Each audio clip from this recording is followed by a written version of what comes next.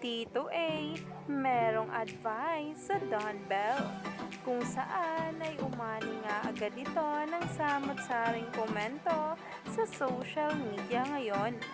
Kaya naman, sabay-sabay nating tingnan at alamin ang latest Instagram post story ni Tito A sa kanyang account, na kung saan ay patungkol nga raw ito sa Don Bell. At talagang marami na ngang pinangahawakan ngayon ang maraming netizens at mga bula dahil sa parents ni Donnie. Narito nga ang post ni Tito A sa Instagram, kung saan ay umani nga agad ng samot-saring komento ang naging caption. Ayon pa nga ay, "Marriage is a marathon.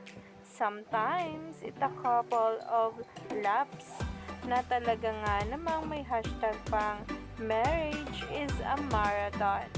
Hashtag AnthonyandMarcel.com, kung saan nga talaga ay marami ngang binibigay ditong advice ang mommy at daddy ni Donnie.